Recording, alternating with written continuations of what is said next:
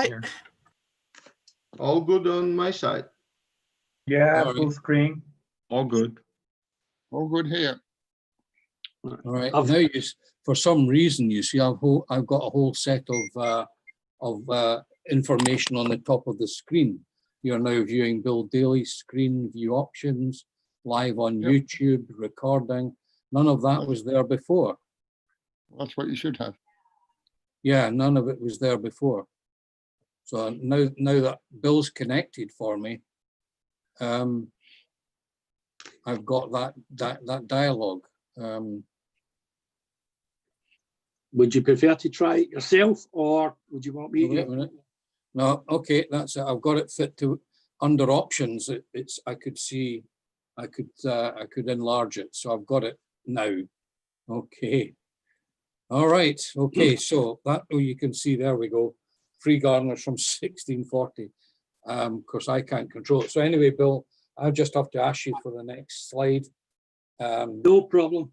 Yes, I'll mute myself and I'll. Okay, if we are ready, I will just mute everyone, and I'll unmute only Robert. So we are all fine with the recording.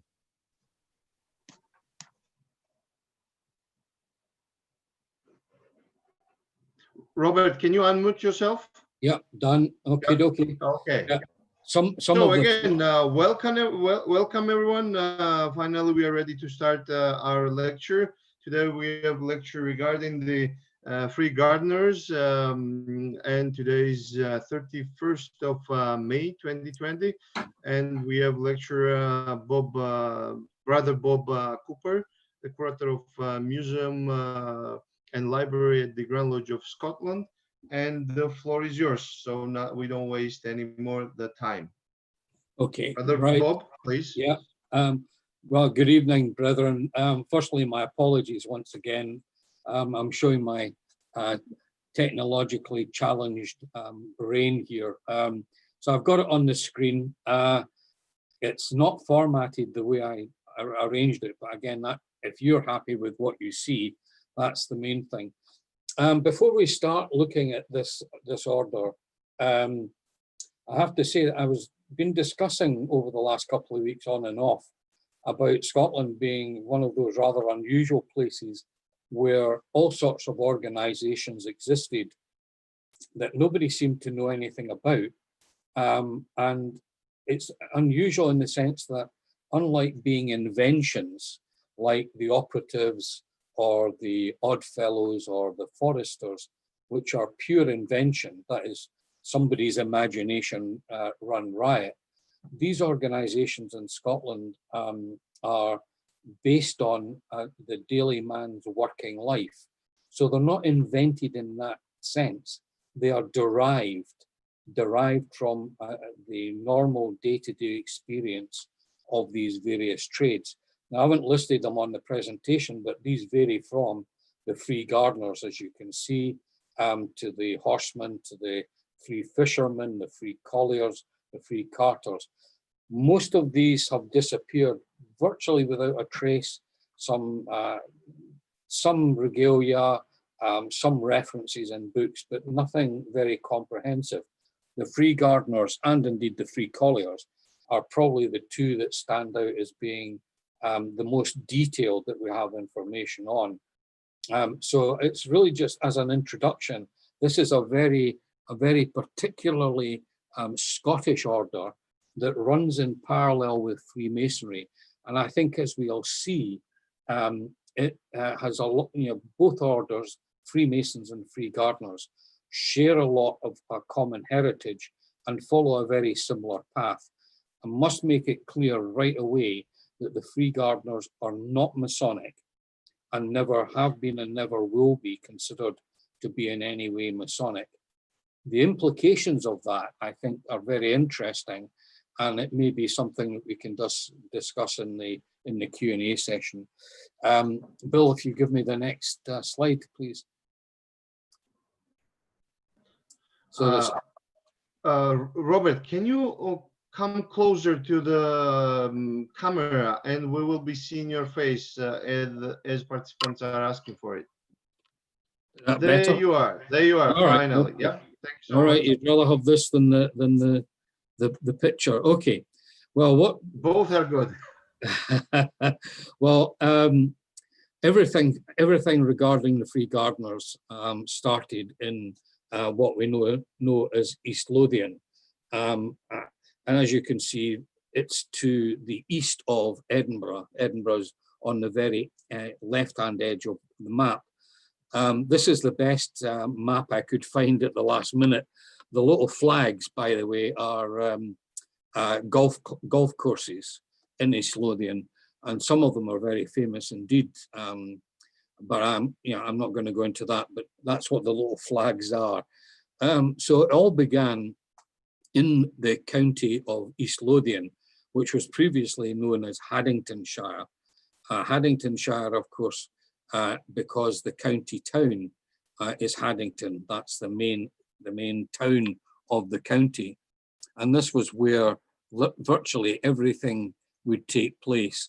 The reason we think that free gardenery began here was because of the number of country houses that were in this area.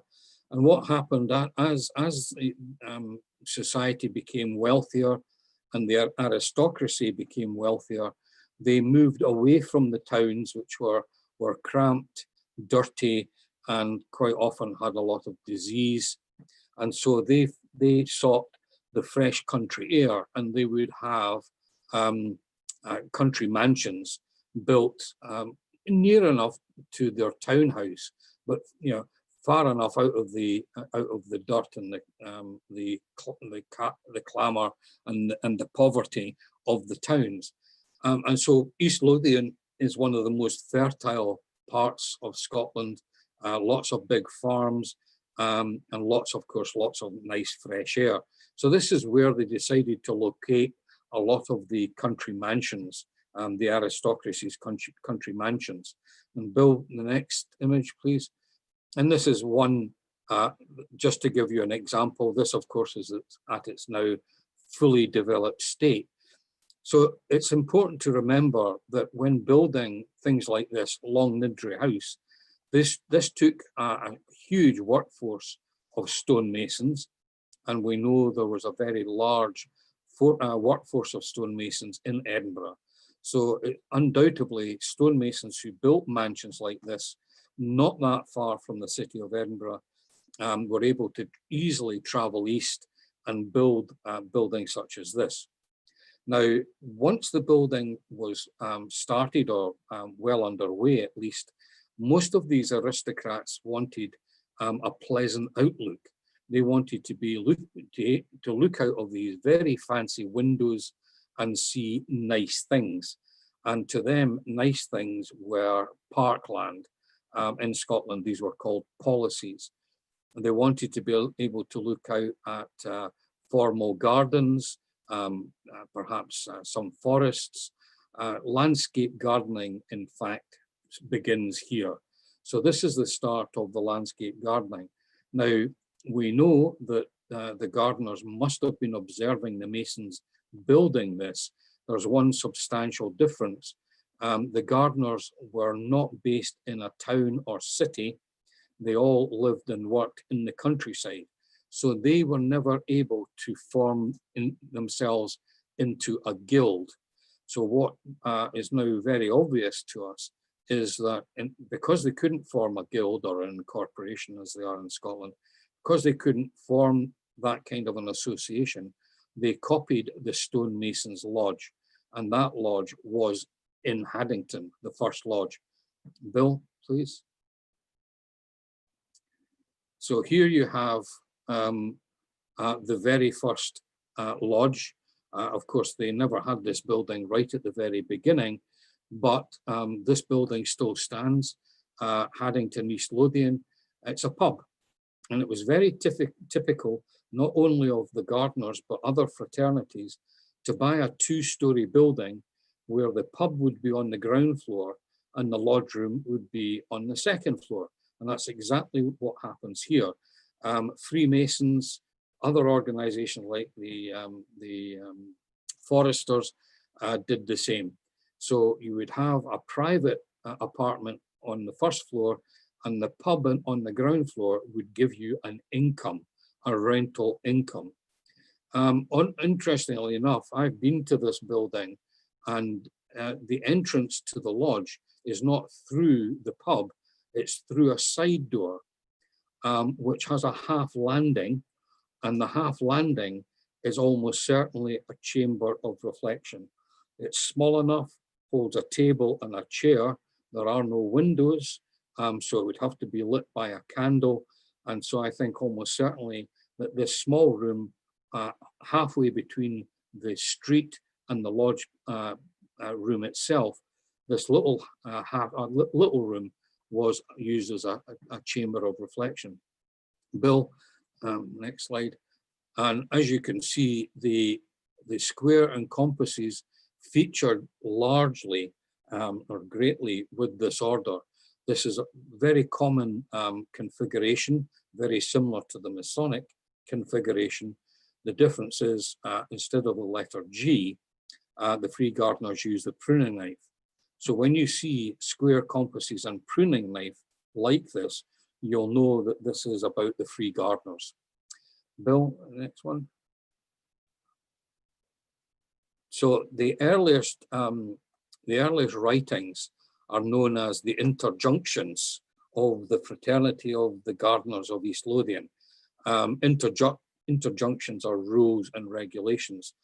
These were written in 1676, but there are references in the books and papers of the Free Gardeners that things were going on in East Lothian from 1640.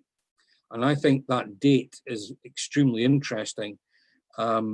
Next slide, Bill. I think this slide, whoops, go back a bit, Bill. So I'm not seeing it quite clearly. Yeah, so the interjunctions of 1676 lead to the minutes of 1677. And this is very reminiscent of what we were saying about William Shaw. William Shaw writes an instruction and then the minutes appear immediately afterwards. Well, this is exactly what happened with the Free Gardeners. They write down the regulations first, and it was probably not them that writes it, it's a local laird, Thomas of Lintoun, writes their regulations for them. And in the regulations, of course, guess what? You will now start to keep written records. And their minute books, which are the main records, they start to appear in 1677, the year afterwards. Now, I mentioned the year 1640. That's the year, of course, that the members of the Lodge of Edinburgh, Mary's Chapel number 1, travelled to Newcastle on Tyne as part of the Scots Army, which invaded and occupied northern England and were based in Newcastle on Tyne. And of course, that's where they initiated Sir Robert Moray and Sir Alexander Hamilton. 1640 was the year they passed through Haddington on the way to Newcastle on Tyne. Anyway, like Freemasonry, they had 3 degrees: an apprentice gardener, journeyman gardener, and master gardener. Next, Bill. Needless to say, it's almost inescapable, isn't it? If you're called Free Gardeners, you're not going to ignore the first garden in the Bible. Now, I've been arguing before that a lot of this information ties very neatly with the working man's life, as well as his knowledge of the Bible. So the Freemasons, with their knowledge of King Solomon's Temple, the first stone building in the world, as far as they were aware, coincides very nicely with the same idea of the Free Gardeners. The Free Gardeners were actually practical working gardeners, just like the stonemasons. And when they're reading the Bible, what's the first garden that's mentioned in the Bible? In Genesis, in fact, the very first book of the Bible, well, that's the Garden of Eden. So like the stonemasons of Scotland, they decided that they were going to base their ritual on the Garden of Eden, and that's exactly what they did. Bill, please. Okay, so yeah, next one. I think we've talked about that already. Next slide. So they actually define, unlike us Freemasons, these free gardeners, or the gardeners, they define what the difference is between operative gardeners and speculative gardeners. And as you can see, the first one, gardenery, as they call it, may be defined as the art of disposing the earth in such a manner as to produce whatever vegetables, fruits we desire in large quantities, and the greatest perfection of which their natures are capable. So a very obvious statement of what the aims of an actual operative gardener are. That is to produce the best food they can. Now, I think this slide's a bit truncated. Free gardeners, free gardenery is the applying of the cultivation of the ground and its products as symbols, expresses of the necessity of cultivating the mind in intelligence and virtue, I think is the missing word. And so very clearly, the free gardeners, operative or speculative, know very well what they mean by operative and speculative. Obviously, we've got a problem with the formatting for some reason on this. Anyway, so the first degree, as would be expected, focuses very firmly on the first gardener and his duties in the first garden, the Garden of Eden. Now, the Garden of Eden is perfect. You cannot improve on it. So he's a gardener with no real duties. And so he's got one of the best jobs going, hasn't he? So he's the first and perfect gardener, and all he has to do is obey the word of God. He doesn't actually have to do any gardening work. But God, in his wisdom, decides that because Adam is lonely, he's going to create a companion, Eve, who tempts Adam into eating the forbidden fruit. And for that, the original sin, they are cast out of the garden.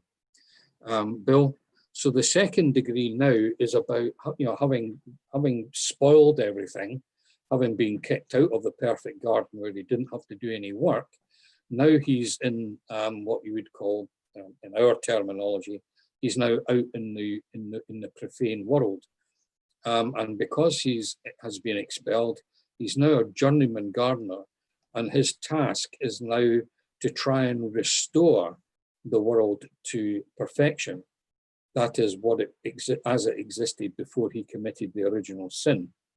And to do that, he has to go around removing all weeds, briars, and unwanted growth that which is a gardener's bane to this day. Any gardeners amongst you, and I spend an hour or two in my garden every day, and I can tell you, I can sympathize, I can relate to a free gardener far more than I can to a Freemason, in the sense I know nothing about stone masonry, but I know a fair bit about gardening, and I can understand what a journeyman gardener is trying to do.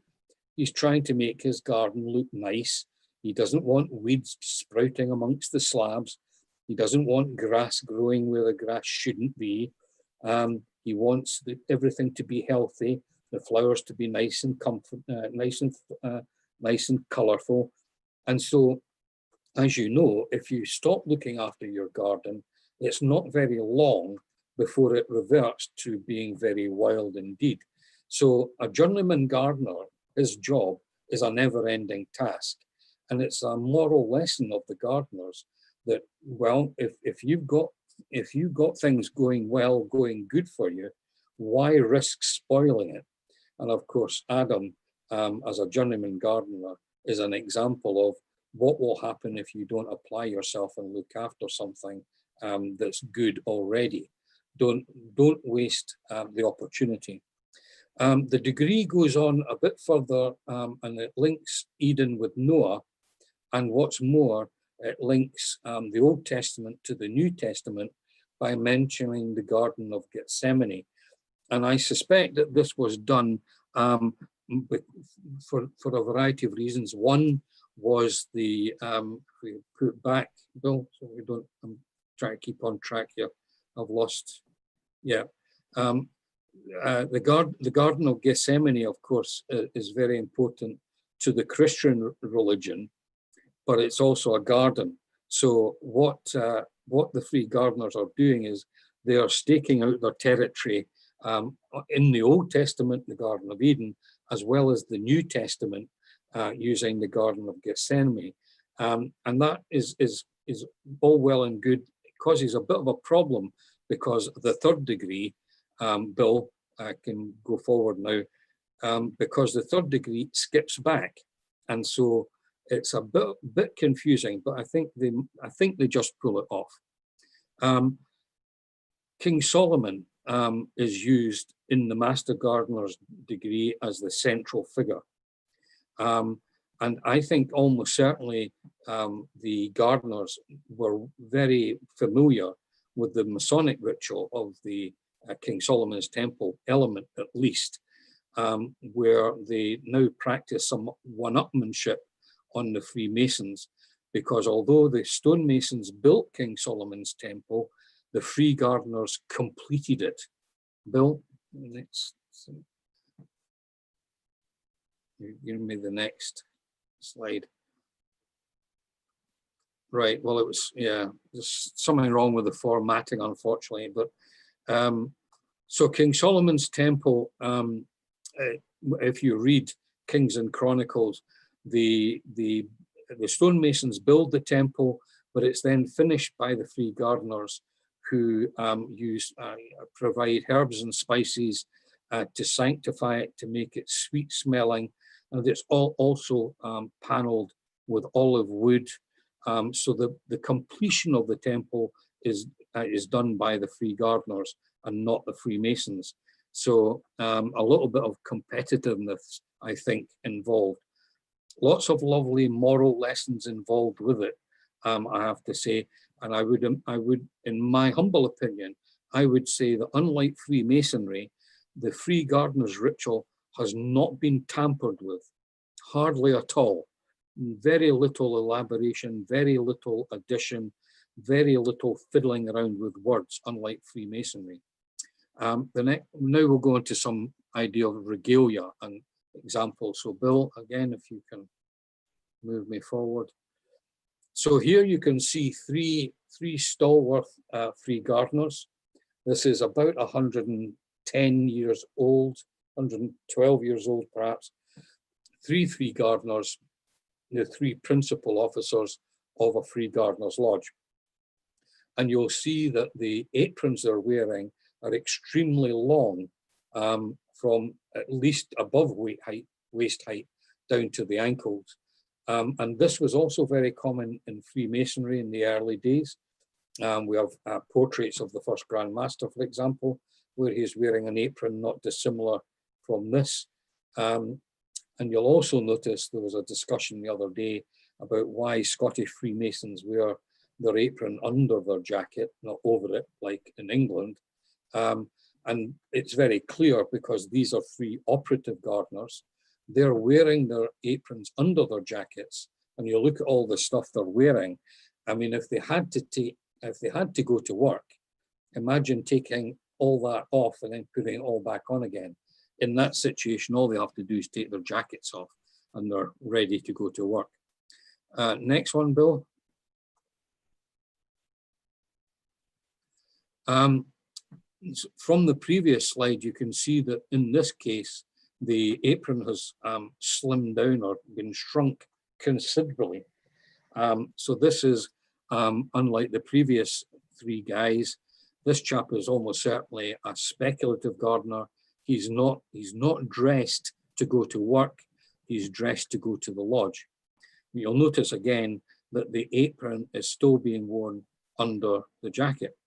So you know, again, a classic example of this very Scottish idea that operative and speculatives can function within the same organization, but there are visual differences as well as the origins of the order are different compared to the modern day. This photograph is taken in the late 1930s. So the regalia had advanced considerably. Next slide. Right, this is to let you see one of the full-length aprons in all its glory. This is actually worn, tied around the waist. I thought originally when I first saw these, that these were so large that surely they had to be some kind of banners. They had to be put on a stand somehow, perhaps in a lodge. But no, as we've seen from the previous photographs, these are actually worn as aprons. And like Freemasons, they loved their symbolism, lots and lots of symbolism and lots of color. These are embroidered, hand embroidered, not by free gardeners, I wouldn't think, but by the women of the household, perhaps. And as you can see, they're calling their meeting places lodges. This is Lodge Adelphi in Billiston, number 21, which is about 10 kilometers west of Glasgow. And the year is given as 1900, so I assume that's the year that it was founded. Bill, can I have the next one? And this is just to show you another full-length apron of the type. And again, this is from Cambuslang Philanthropic, a lodge that was founded in 1912, I think it was. And again, you'll notice the huge amount of symbolism, very colorful indeed. Then once for whatever reason, they decided to stop doing or making these aprons or wearing these aprons, we move on to something that's much more familiar to us in terms of size. Next one, Bill, please. So it's much smaller, still got lots of symbols on it, but you'll note that the figure in the center is King Solomon, who features, of course, quite heavily in the third degree. Now, what I suspect is happening here is that mass production has begun. And so these lovely hand-embroidered long aprons can now be substituted with something that can be purchased. So it's no longer necessary for the housewife to make this. It can be ordered from a regalia manufacturer. And I suspect this is one of the early ones of that type. It's hand painted, but the symbolism is much more accurate. And so I suspect this is the first phase or the first stage of mass production of free gardeners' aprons. And I have to say that Freemasons' regalia follows a very similar pattern of going from very long operative type aprons made of leather, very heavy, being shortened progressively by speculatives, then becoming decorated by speculatives, and more symbols are being added, more and more color. And then round about the year 1850, Grand Lodge starts telling Freemasons that they've all got to have a standard size of apron, although of course, as I previously explained, colors, etc., are not legislated for. Next one, Bill, please. So when mass production is in full swing, this is what we find free gardeners using.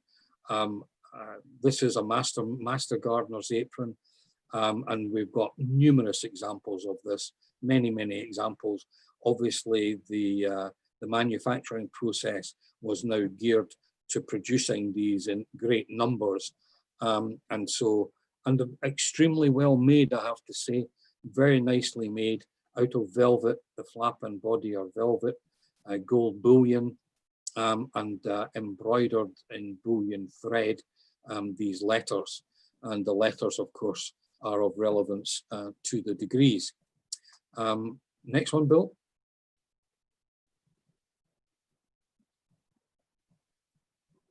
Okay, a bit more simple, a bit simpler. This is the apprentice gardener's apron.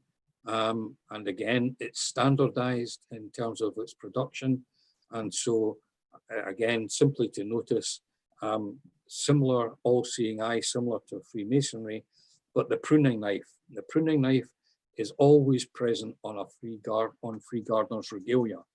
And that is what clinches this as being free gardener's regalia. It's very similar otherwise to a Masonic apron. The semicircular flap is very definitely Scottish in style. I am quite sure that the free gardeners copied the style of the Masonic aprons, maybe under pressure from the manufacturers who said, if we make the same or similar kind of apron to the Freemasons apron, we can make it cheaper. Next one, Bill. And things begin to get very elaborate. They begin to produce extremely nice, almost luxurious items like this master's collar, which is again made from velvet and bullion. So they are beginning to spend quite a lot of money on regalia, whereas a good few decades before, they were relying on homemade aprons, and collars and sashes and things didn't really exist, although collar jewels did, but nothing else other than that. Very simple, but as the numbers grew and as the order became wealthier, they begin to make nicer and nicer things for themselves. Bill, next one. And so this is a sash, very typical sash of the free gardeners. On the left, it's full length, goes over the shoulder and rests on your hip.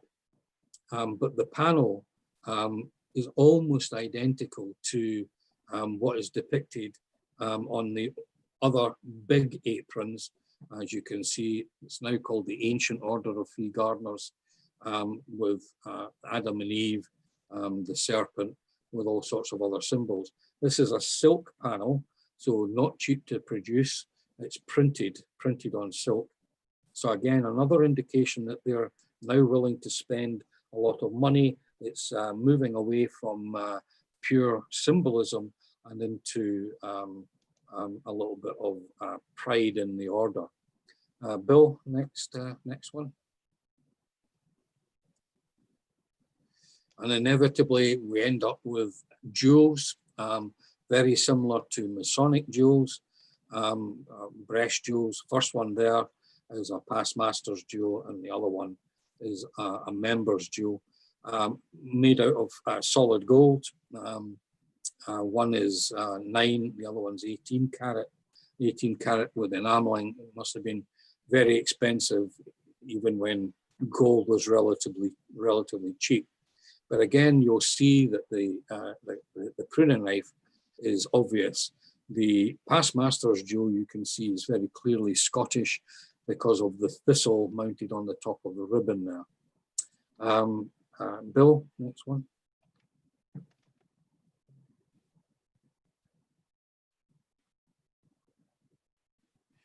But perhaps, well, for me anyway, some of the loveliest artifacts that they produced were things like this.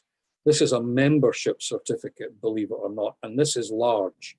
This is slightly bigger than A3 in size, beautifully decorated with the individual's name on it. And of course, this could and may have acted as an actual tracing board. We're not sure, but all the elements of all the degrees are contained within it. You can see lots of similarities now between the Free Gardeners and the Freemasons. So you've got the sun, the moon, 7 stars, the all-seeing eye. Other little indications are the square and compasses, but again with the pruning knife. So and you've got Solomon down there in the right-hand corner, and Noah on the bottom right, bottom left. So in conclusion, there's a couple of slides for the conclusion. We can see from their own records that the Free Gardeners' history and development is very similar to that of Freemasonry. The thing that begins or kicks things all off are written regulations, and that seems to be a common trait in Scotland with these bodies.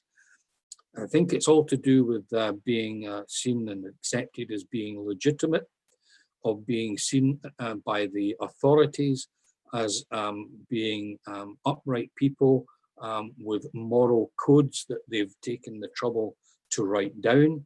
Essentially, they are advertising the fact that by these regulations, they're going to be good people. And that legitimacy is very important at a time when there were no trade unions as such, and you were quite often relying on the benevolence of a local member of the aristocracy.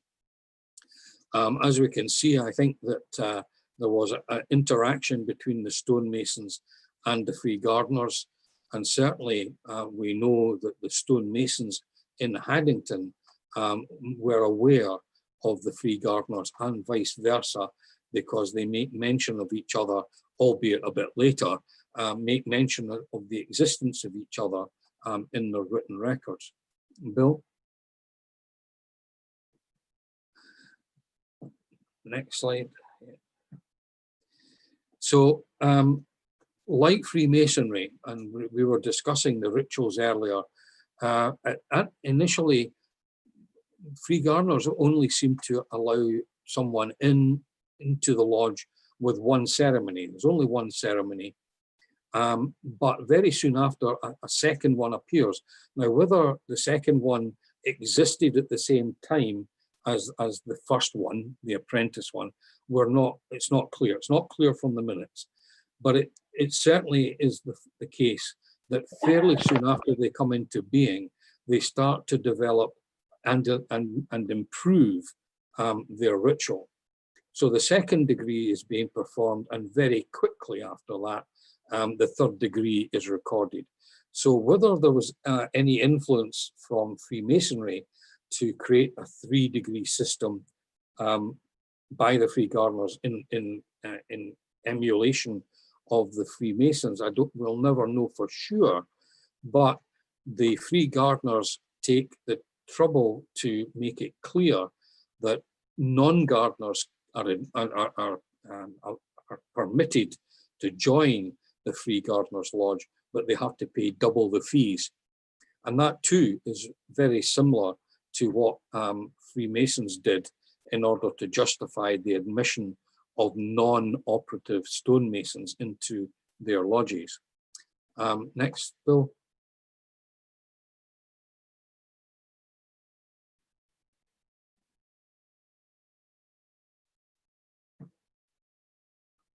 Okay. Move it up a bit, Bill. Can you see it? Yep. Okay, got it now. Thanks. Yeah. So we know that Free Gardeners go on to, just like the Freemasons, they go on to establish lodges which had no working gardeners in them whatsoever. The main one was in Dunfermline, an entirely speculative lodge, no working stonemason, no working gardeners in it whatsoever. And fairly soon after that, they established their own Grand Lodge. And this, again, is very similar to the way Freemasonry originated and developed. But there were, of course, differences. The Free Gardeners, unlike Freemasonry, Free Gardeners slowly did away with the ritual, and they began to focus more and more on the benevolence, which ended up being a friendly society and eventually more or less an insurance society. And after World War II, when the welfare state was introduced, the need for Free Gardeners insurance disappeared, and that ultimately led to the Free Gardeners disappearing from the United Kingdom. Next one, Bill. just a thank you slide. So thanks very much for listening. Apologies for the very jittery start, but we got there in the end thanks to Brother Bill Daly. Thanks, Bill. Thank you, Bob. Thank you. Thank you, Bill. Now it's time for Q&A. As always, please raise your hand and I will give the floor. Yeah, you delete that from the screen, Bill? Yeah, according to the, thank you, Bill. order.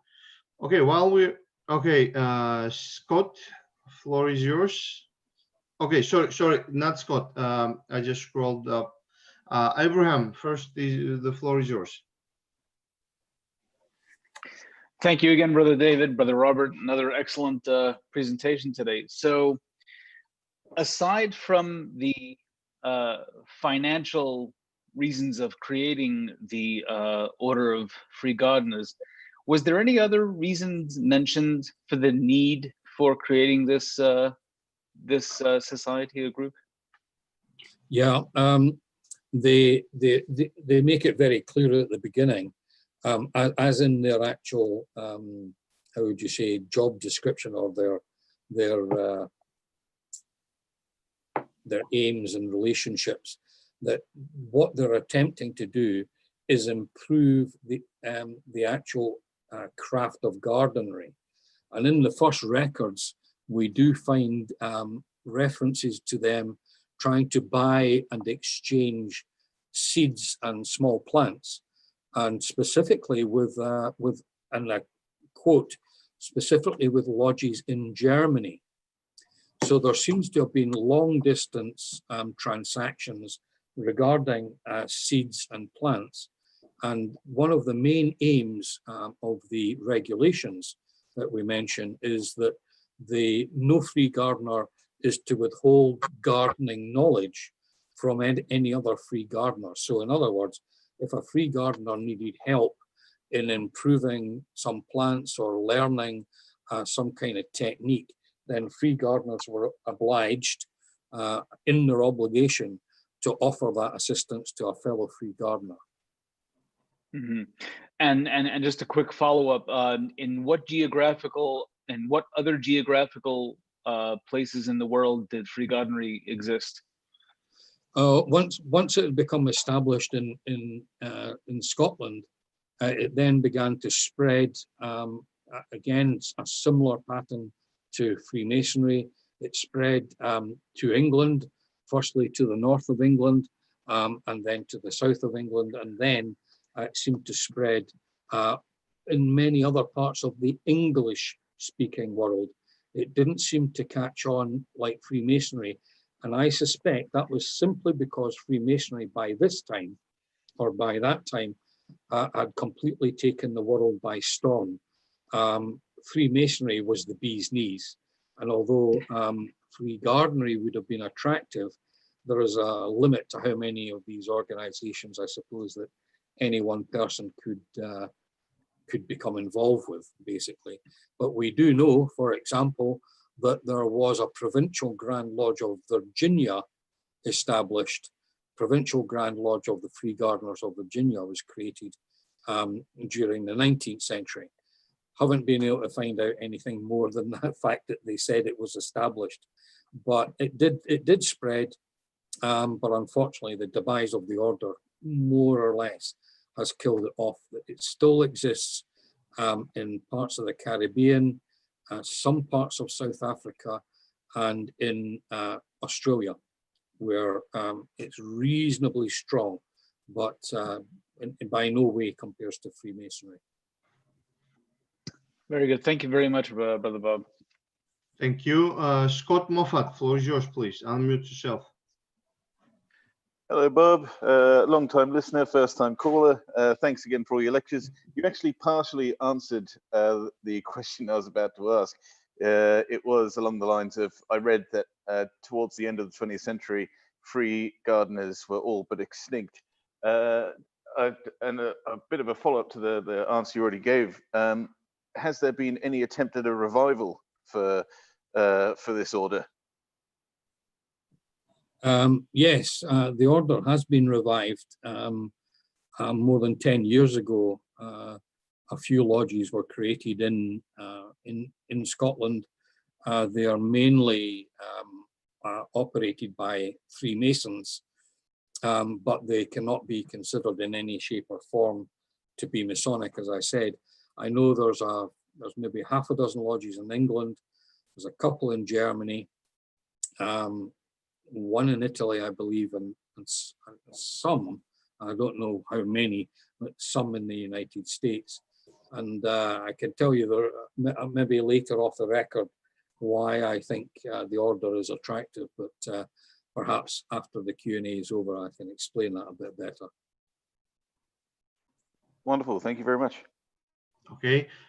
Next one is Paul Court. Paul, floor is yours, please. Oh, thank you very much. Good day to both you, Brother David and Brother Bob. Thank you for a very, very informative lecture as usual.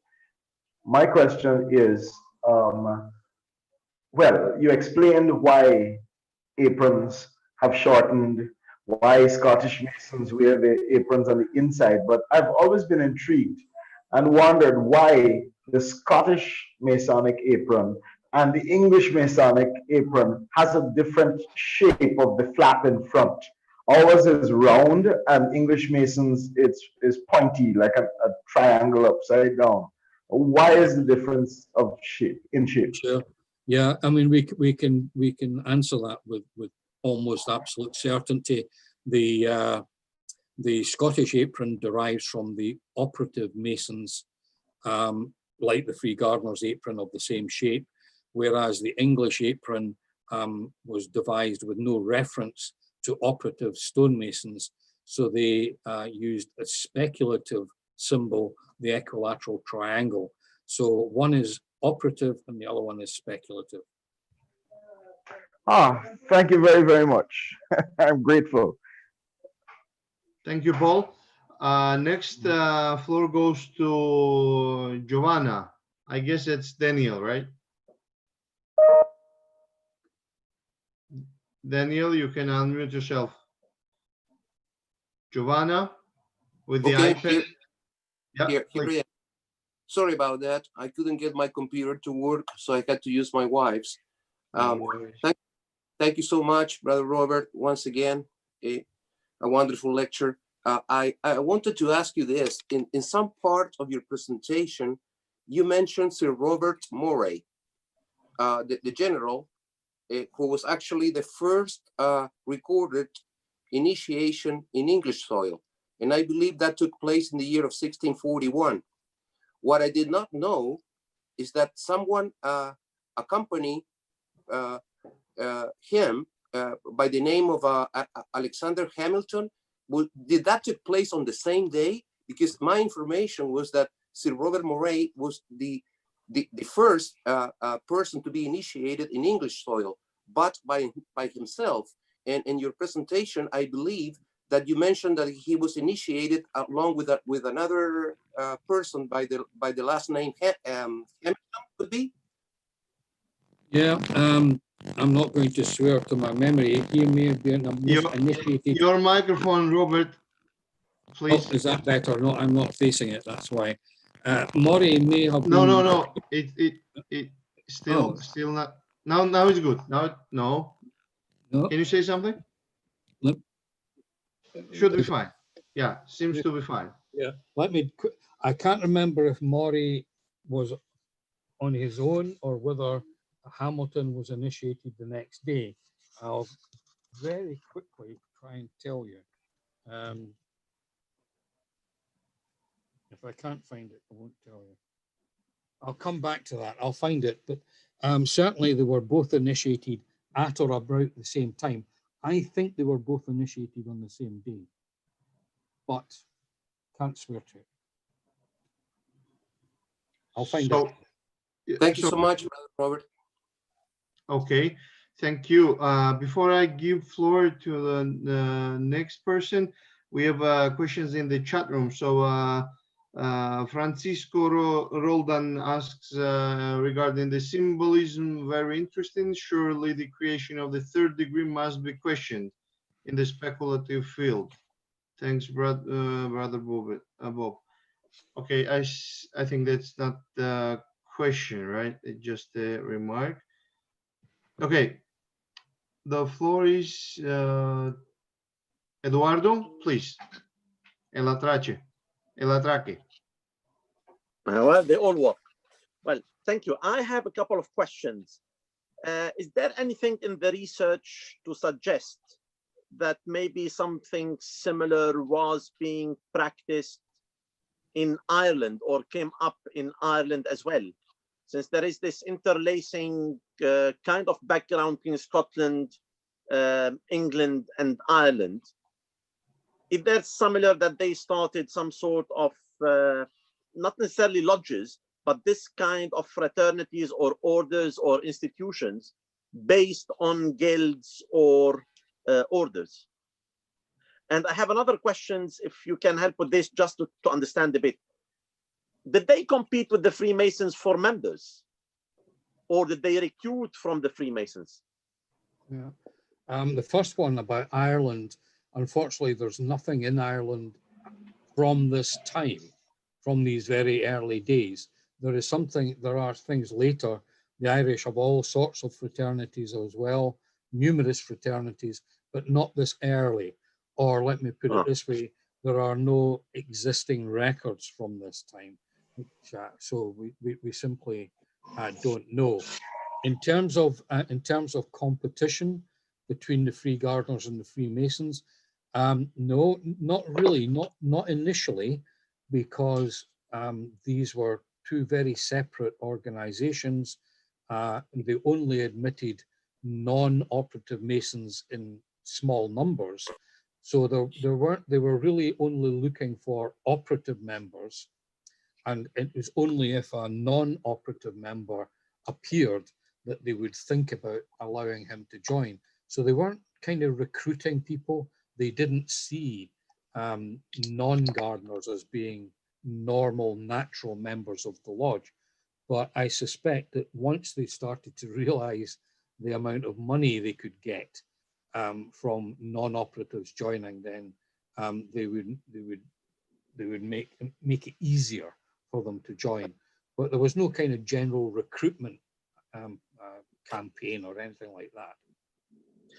So did all these actually come about at the same time? The Free Gardeners, the Freemasons, the Squaremen, the Horsemen that you were mentioning about. Can you speak a little bit or elaborate on the Horsemen?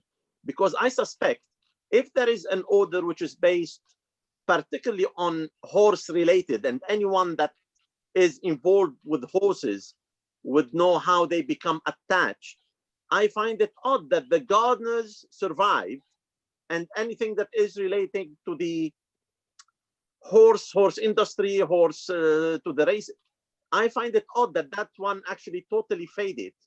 And the one that more or less managed to survive are the Gardeners and the Squaremen and the Freemasons.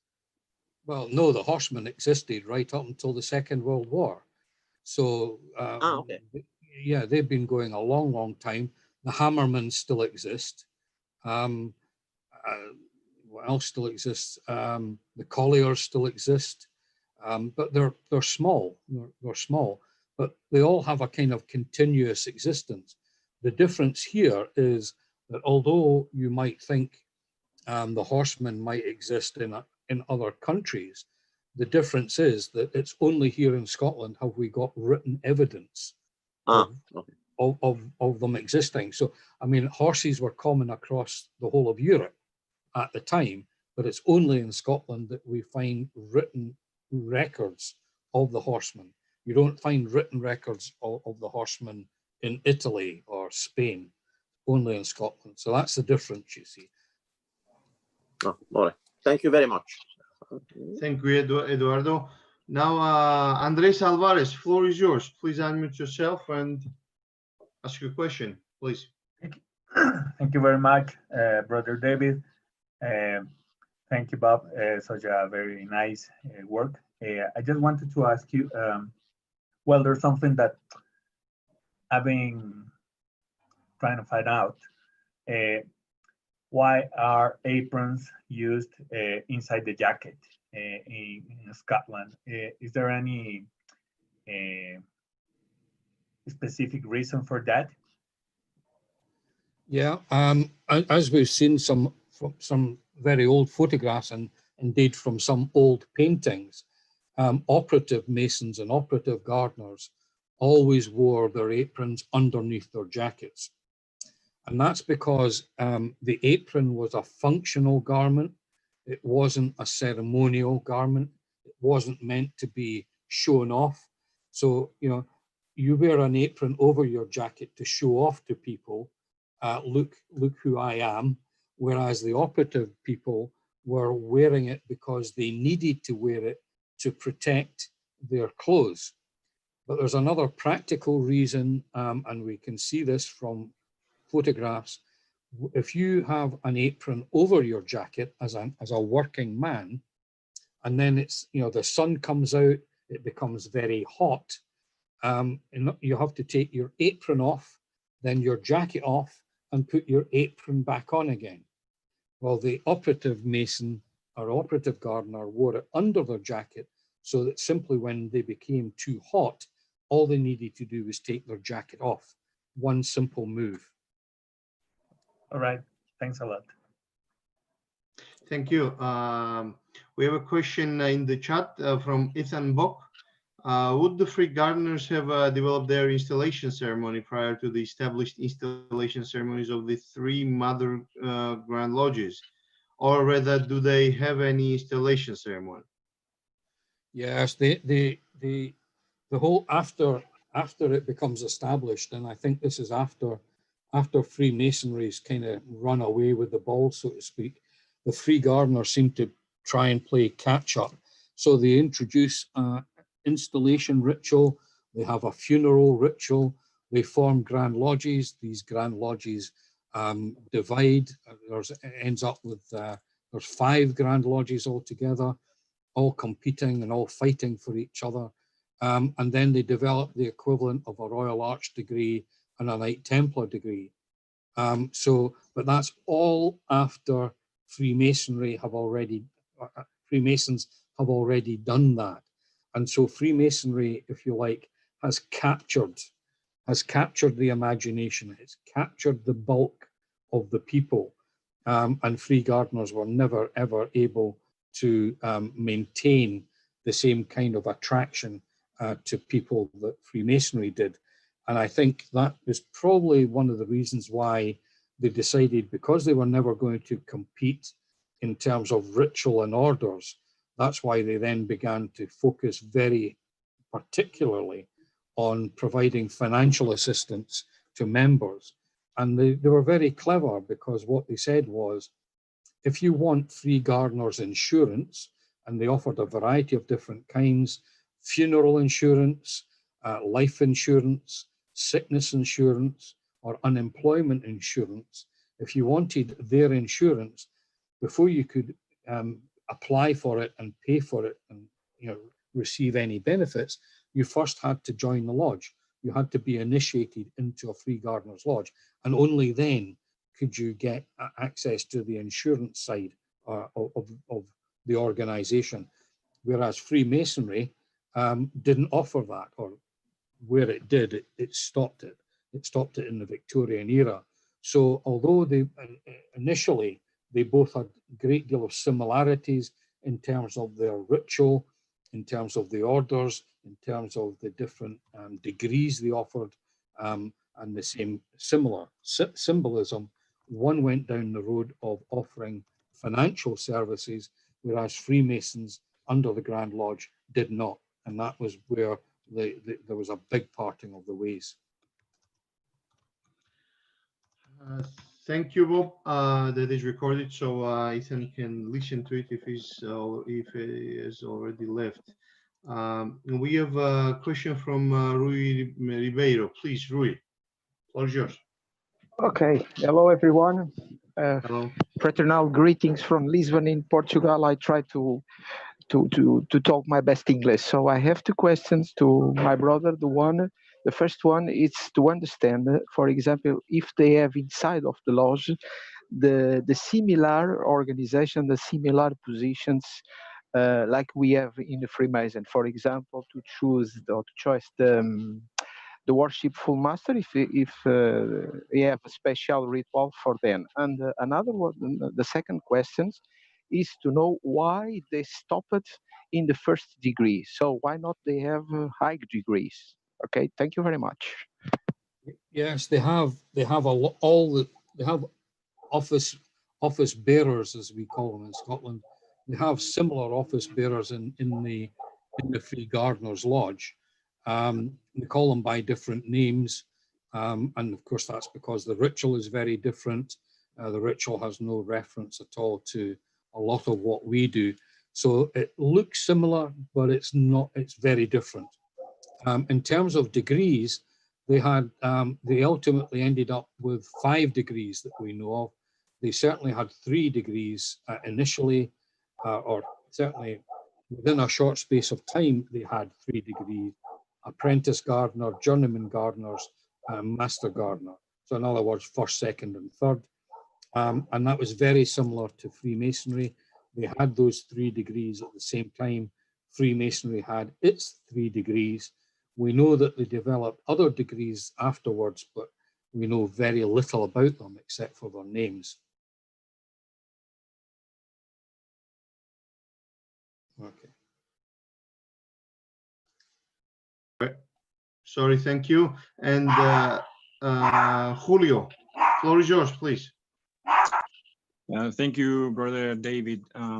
Thank you, Brother Robert, for this lecture.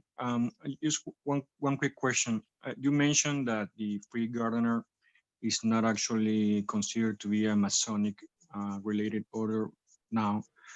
But my question is, if that's so, why we can see the square and compass next to the pruning knife in their symbology, and is it now reserved for in these days? Is it now reserved only for Master Masons from the Freemasonry, or you can be initiated directly into the Free Gardener as this revival from the 10 years ago you mentioned? Thank you. Yeah, the Free Gardeners did very much what an operative stonemason would do. They used the square and compasses to design gardens. So like an architect designing a building, they would use working tools to design the layout of a garden. So they would use obviously the compasses to draw circles or semicircles or whatever. They would use the square to draw right angles, 90-degree angles on plans in order to be able to show other gardeners what the layout of their garden was going to be. So it was a working tool to the gardeners, just as it was to the stonemasons. So they were using the same working tools, but for different purposes. One was using it to build castles and houses, and one was using it to build gardens or whatever. So the symbols are the same, but the meaning is different. And this is why it can't be Masonic, because the Free Gardeners don't have the same meaning for the symbols as we do within Freemasonry. As well as that, the ritual is quite different. As we've seen, the ritual is not based on our understanding of ritual. It's nothing to do with Masonic ritual. It's purely a Free Gardener's ritual. If you wanted to become a Free Gardener, you could, but you would have to know where the lodge, just like being a Freemason, you would have to petition a lodge or speak to someone who is already a Free Gardener and go through the process of being initiated, passed and raised in a Free Gardener's Lodge. Yep, thank you. And we have Eden Reeves. Eden, Brother Eden, floor is yours. Okay. Thank you, Brother Bob, for this very fascinating lecture, and also to the Grand Lodge of Georgia for facilitating these series of lectures. I'm very appreciative of what you're doing, and I just say keep up the good work.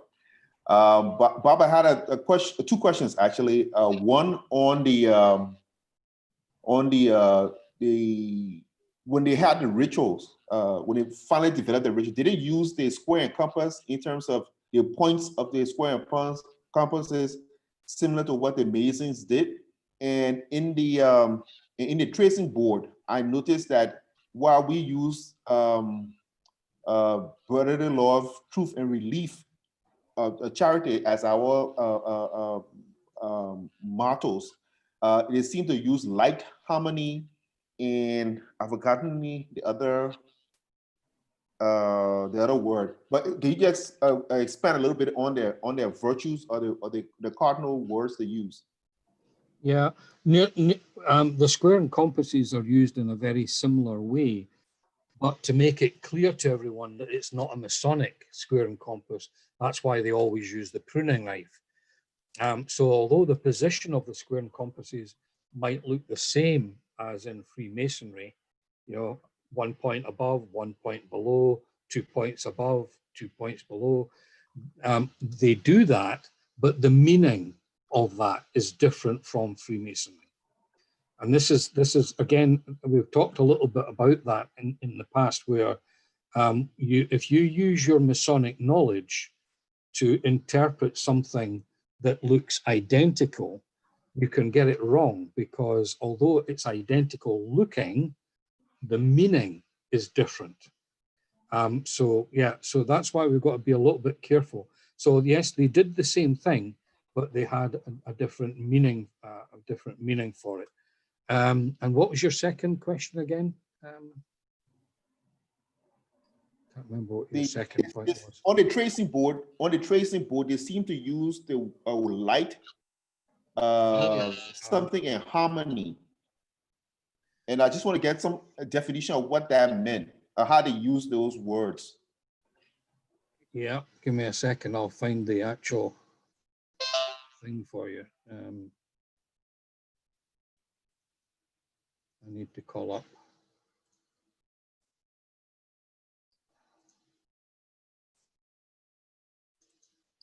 Was it not?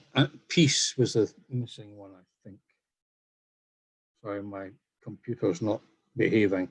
I'll come back to you on that point on the motto. I'll find it. Okay, we have a few things to come back a bit later.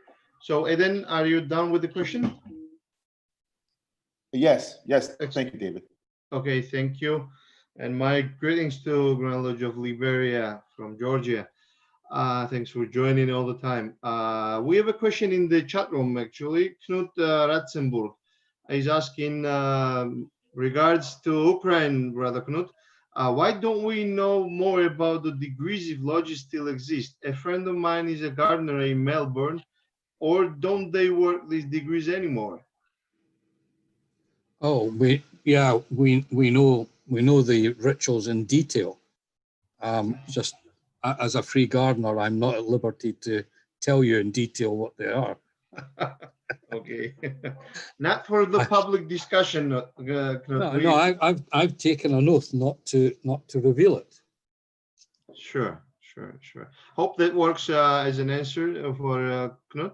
I just have to remind. Sorry, yeah, go ahead. I was going to say, what you've also got to realize, and this is something perhaps I would mention again later, but very quickly, the ritual that is used now in places like Western Australia is not the ritual that was used in Scotland 200-300 years ago. Okay, thank you for that. Just to tell you that you are also part of that WhatsApp group. You already got 2 interested candidates in becoming free gardeners. So they might need some information that you may want to share with them in the WhatsApp group, where to find more information, how to join join free gardeners. So at the moment, we don't. Okay, we have Aubrey. Aubrey Winnie, floor is yours, please. Thank you, Bob. Excellent. My question is, what were the qualifications to have joined? as a free gardener. My father, for instance, was an apprentice gardener, and he did a full apprenticeship in those years. I'm talking in the 1920s. To be classified as a gardener, you did a full 5-year apprenticeship. Would they have had to have been qualified to finish their apprentice to be allowed to join? By that time, you would only join the lodge if you wanted to benefit from their friendly society insurance. So it wasn't, by that time, it wasn't a prerequisite for your occupation, although you probably would have been encouraged to have joined. But what I'm saying is that the reason for joining the Free Gardeners Lodge was only to access the financial products that they offered by that time. Now, if Father, yeah, that's right. If Father was already contributing to the Loughborough Friendly Society, you couldn't afford to pay 2 lots, if you like. So it was a problem for the Free Gardeners because they kind of slowly ran out of candidates because not everybody joined the lodge to get it. So what I'm getting at is you could join a friendly society for all the insurance benefits, whereas the Free Gardeners, you had to do one thing extra, and that's to join the lodge, which obviously cost a little bit more money. So a lot of people didn't join the Free Gardeners at all, regardless of their occupation, because it was a little bit, it wasn't a lot, but a little bit more expensive.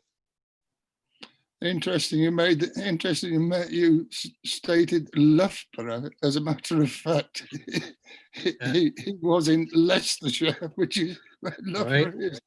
So he could well have been a member of that. Yeah, well, unfortunately, yeah, I mean, if the Free Gardeners records exist, unfortunately, unlike Freemasons, the Free Gardeners records were never centralized, and there's all over the UK. They're scattered to the four winds, and some are in local libraries, some are in local museums, some have been destroyed. Many of them have been thrown away on the death of the last secretary.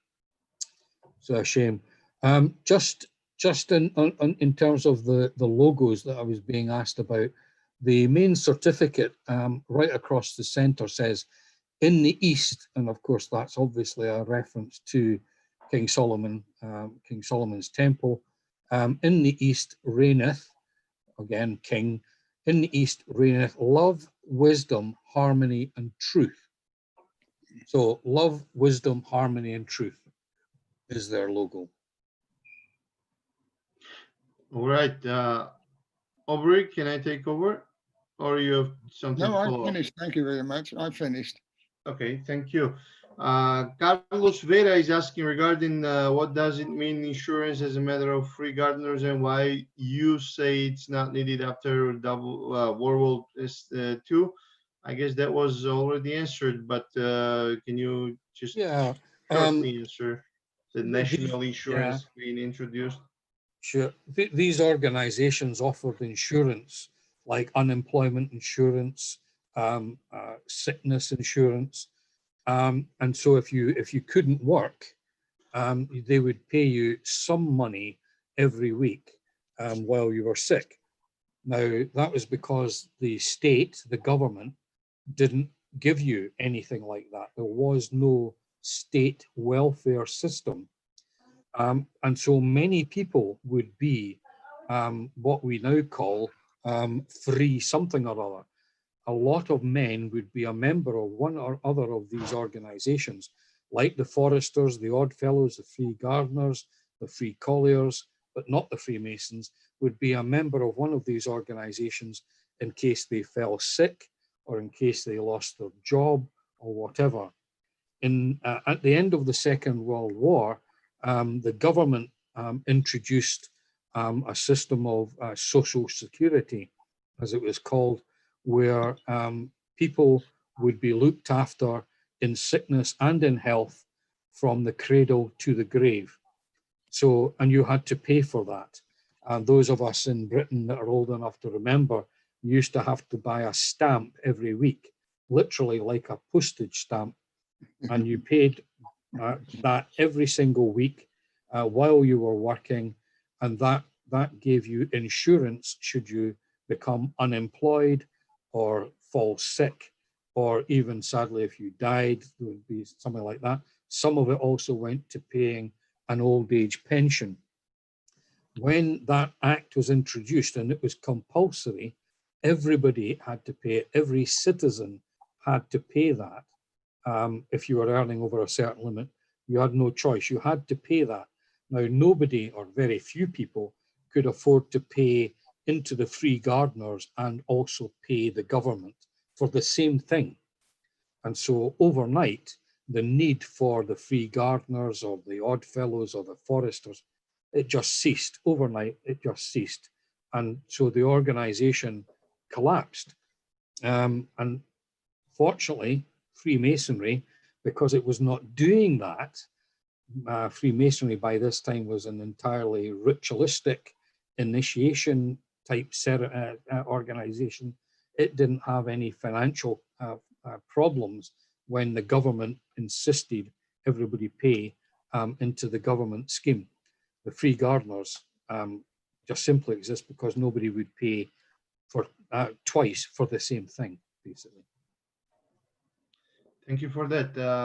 Before I give floor to Eduardo, I have a question. I had the question regarding the symbology. So the compasses and squares are have different meaning in this for this brotherhood, and they're not the working tools of Freemasons actually. Is that right? No, they're working tools of operative gardeners. Are they also? They use those for Yeah, it's the same with carpenters. Same with anyone that has to draw templates or draw plans. They use the square and the compasses, you see. Okay, so my question would be regarding, I tried to look at the context, historical context, what was happening during those years, even century in 1600s or beginning of 1700s. And I saw a lot of wars, First War, Bishop War, that war, this war. I mean, a lot of, it was a wartime.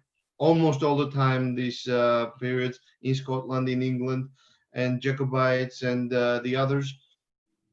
I read several months ago this book from The Genesis of Freemasonry by David Harrison, and there he mentioned he kind of discusses that Elias Ashmole, Henry Mainwaring, and Sir Robert Murray, who've been initiated in 1646, and he discusses it like this was a possibility to bring two warring sides into the to the table of discussion under the auspices of Freemasonry, because one represented the one side of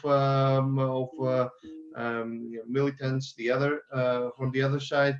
So, taking this context, historical context, do you think that these and the other fact as well, that especially in 1600s, you see a lot of fraternities coming to existence. At least they come written way. You have records, you have things you can verify that those fraternities came to be. So can there be some link between the possibility of giving them privacy to sit down somewhere and discuss some political issues as well? Because no politics and no religion rule came quite late. Now, it wasn't there in 1717 or in 1600s, I guess. So could there be also linked to this possibility to sit in private, calling it a free gardener, but having, let's say, different clans discussing some issues, or Scottish with English, or other fighting guys, if I may make.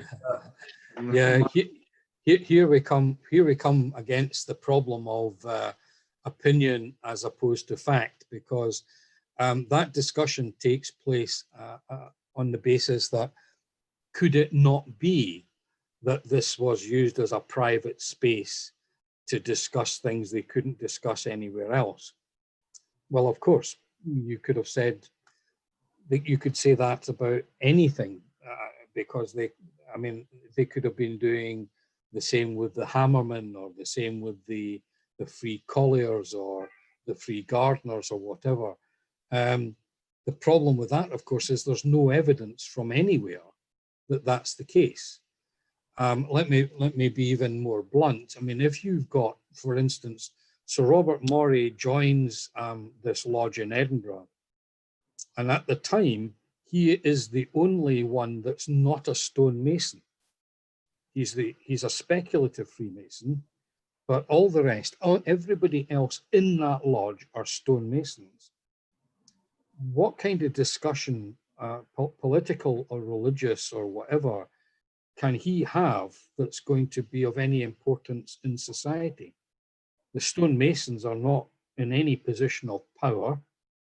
As we've already decided, they are, generally speaking, uneducated, not stupid, but generally uneducated. They are very low down in the social scale. So Sir Robert Morey may have discussed things with them in order to get their opinion, but in terms of trying to create any kind of action or to try and engender any kind of improvement in society, they didn't have the power, either political power or financial power. But all these fraternities, if you look into details, like I went to from Free Gardeners, and it started flourishing when an aristocrat took over. In case of yeah, so when the elites got involved, it got its flourishing, the kind of records, and a lot of people coming in. It became something else than it was prior to that. At least that's what records show. That's why I'm. It's not just, operative Freemasons only who are talking to, who are talked to, or the Free Gardeners as just specialists in gardening. But as soon as these guys go into there, and I mean, they flourish, and it takes like 100 years to develop, and it is everywhere. I think it's much more practical than that, because these are practical men. They are not not philosophical to the extent that, well, perhaps that's not the right word, but they were not part of the intelligentsia of the time. What the aristocrats like Morey and Shaw and this other guy in Haddington bring is leadership. They bring leadership to an organization that has no leadership. And then once they get organized, once they know what their aims are, what they should be doing, as stated in the regulations, then they begin to flourish, because finally they know what they've got to do in order to improve things. Now, none of these regulations by Shaw or the writings of Morey or the Gardeners, there's nothing in any of these things that has got any kind of political agenda. It doesn't have, it's got limited economic aspects, but it has no society-wide ideas as to changing society. They're wanting to change themselves. And of course, in the case of the Free Gardeners, it's a very good point, because at the time that they come to the fore, famine was very common in Scotland, and finding food to eat was very difficult. So if you could improve agriculture, and that would improve not only the lot of the ordinary working people, but it would also improve the lives of the aristocracy. So it was a very practical approach, I think. Let's try and improve the food supply. Let's work out and let's all work together to improve the food supply. But I think for me, I think the crucial thing they bring to the table is leadership. And they've got the clout, they've got the power, they've got the prestige, they've got the ability to basically tell these organizations, look, you need to get your act together in order to improve not only yourselves, but society as a whole, which I suppose brings me back to the kind of hermetic idea rather than political notions. So I don't think, I mean, I understand the point that's being made with Elias Ashmole and Maury and all the rest of it, but I actually think that whole discussion takes place, if it takes place at all, it takes place within the Royal Society. Okay, okay. Thank you for that. Eduardo, the floor is yours, please. Go ahead. Yeah, sorry for another, maybe a bit boring of a question. Did any of these fraternal orders ever admit women? And No. the bit that I'm asking, no is the answer, okay, fine, got it. Did the partners of the man who were involved in this, so let's say a working man who was a free gardener, let's say his wife was, I don't know, a free cook or a maid or working in the house of someone, did they not kind of, is there not any idea of suffragette and then Nope. change of mentality? Okay, no, okay, a very good answer. Thank you very much. No evidence whatsoever. Okay. You've got to realize that Scotland was, and to a certain extent still is, a very male-orientated orientated country. So it would have been unthinkable, frankly, for women to have become involved. Okay, because if they were making the aprons and the stuff, no curiosity of a... Yeah, the aprons come along a lot later. And of course, what they're doing is they're using their skill to make the aprons, and the men are using their skill to make the fraternity. So there was no conflict in that sense. You know, it was just quite normal, natural. Okay, thank you very much. That's it. Thank you. I still have this question regarding the feeling. I tried to understand what was going on in 1600s in Scotland, especially. Okay, you got the King of Scotland become the King of United Kingdom. There is unification. The process is in, and that in that century you have so many fraternities popping up. What happened in Scotland beyond Freemasonry? What motivated so many activities of Scots to create so many different things, which has never been done before? At least we don't know the records. As a historian, you would say that. Yeah. What is that spirit of Scotland, which was kind of, I don't know, reviving or becoming very important? Well, there could be any number of reasons, but I mean, I think that, just like today, if a country is in turmoil, you know, where things are going badly wrong, people will look for answers. You know, why is this happening? Why are we having all these famines? Why are so many people dying of disease?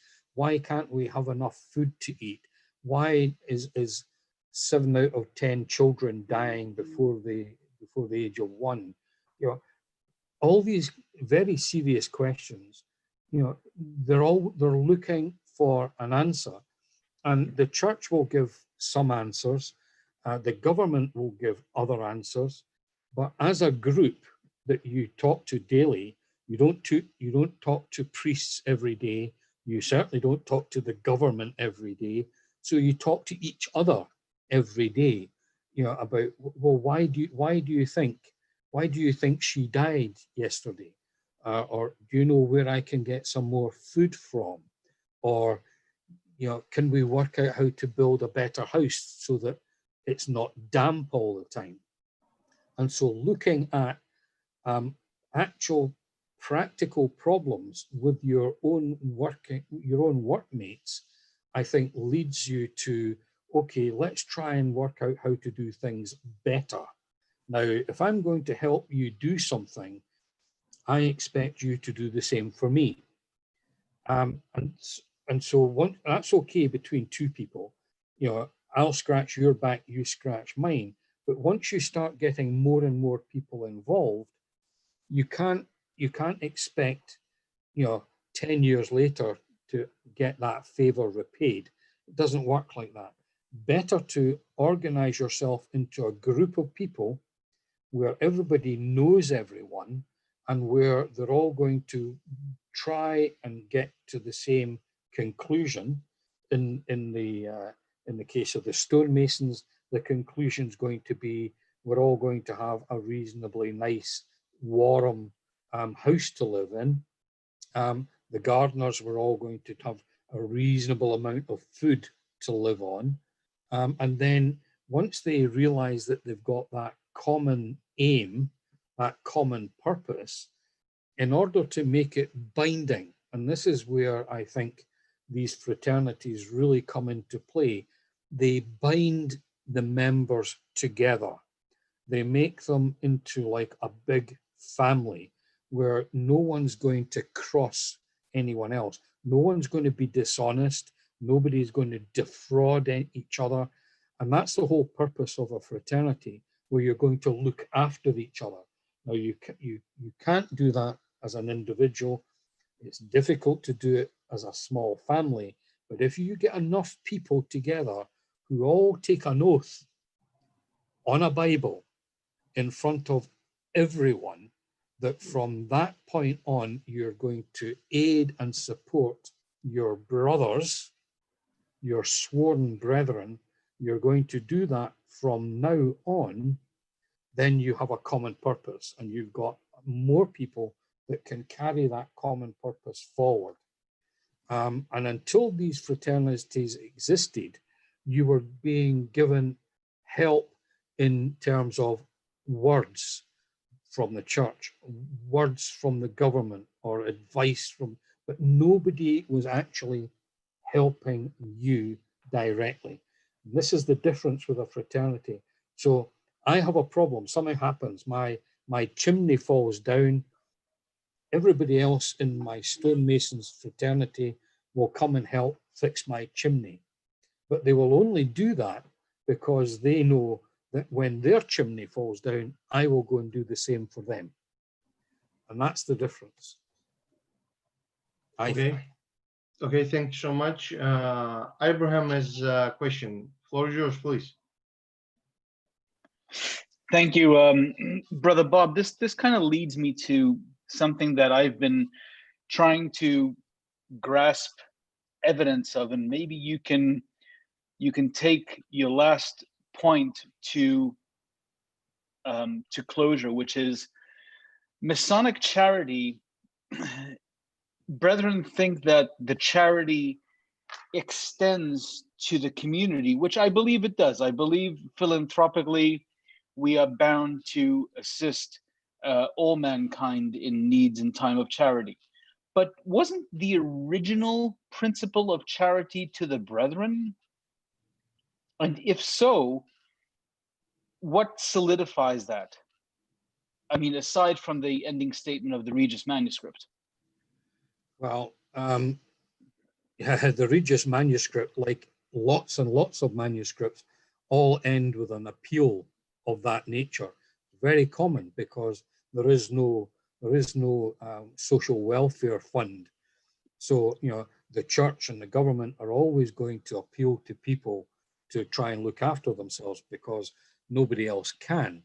But the appeal of these fraternities were, and you've got to remember the religious dimension of the time, to die unshriven originally meant you were to die without the last rites would be horrendous. But the church would give you the last rites, but they wouldn't bury you. So it was a two-stage process. You'd be given the last rites, but then the church said, well, right, what you do now is up to you. And so these fraternities very specifically say, the stonemasons fraternity in particular, the craft, the guild and the incorporation say very specifically, the guild will bury you, and they will look after your widows and orphans. So you can see that the charitable aspect comes into play immediately after the church leaves off. Although I suppose the church perhaps would have given you a pauper's grave, but that was not by no means desirable. So before the Reformation, after the Reformation, it became the benevolent wing or the benevolent side of the fraternity to bury you and to look after the widows and orphans. Originally, way back when, there was no claim on any of these fraternities by outside bodies. This was internal only for people who were members. And of course, admitting, as we were saying, admitting aristocrats wouldn't have imposed any kind of a burden, because they had far more money than members of these guilds had. So they were never going to make a claim on the finances of the lodge. In fact, they were contributing to the finances of the lodge. And so it was quite the reverse of today, where these early lodges never gave money to outside organizations. It was entirely for the support of the members and their immediate family. Yeah, which is kind of what I'm getting. I'm trying to emphasize, I guess, to brethren, that fraternal assistance really is for the brethren. I mean, it's great to go and collect charity for the general public. I think it's a very noble and great idea, but fraternal assistance is for the brethren should we fall on hard times. Exactly. I could take that further, but not in a public forum. Yeah. Thank you so much, Bob. Appreciate it. Okay, my pleasure. All right. So final call regarding the topic of the lecture. If no hands raised, I don't see the physical hands. Let me check just in case. If anyone wants to raise the hand. No, everything's fine, I think. And then all fine. Thank you so much, Brother Bob. As we always do, the lecture is over, but we can continue. The room will remain open for any kind of discussion within the decency, of course. From now on, this part is not moderated. I will just remind everyone that next meeting will be on Wednesday, same time, and we will be discussing anti-Masonry. General reasons, country-specific reasons, thematic specific reasons, Illuminati, Carbonari, B2, politics, globalism, whatever. We will see, we will be discussing some part of the Bob's book, Red Triangle, the Red Triangle. Unfortunately, I was not able to buy it yet because on Amazon, almost all your books, physical books, are gone.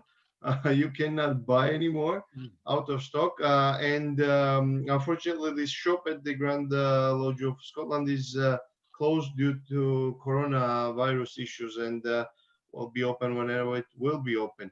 So again, you know the topic. You will be updated on the WhatsApp group. Again, the WhatsApp group will remain open for any sharing of information till the end of today. right after, well after the lecture, and then I will lock it again so we don't post it all the time. Thank you for that, for the time. Thank you, Bob. And now, floor is everyone's. Okay. If I could maybe ask Bill to switch off the screen sharing and let me see what happens to my screen when you switch that off.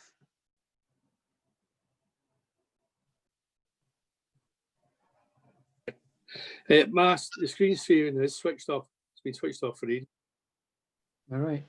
See, I've got these things that have now appeared on top of my screen, which I didn't have before. So very frustrating. Anyway. What I've done, Uh-huh. what I've done is when you sent me the email, I presume you sent it in publisher, or because it's got a big P on it, so I presume that's publisher. PowerPoint.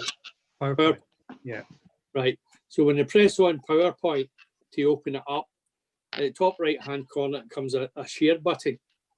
I press on the share button and it gives me a lot of options to share. Messenger, mail, WhatsApp, Messenger, Indo, etc.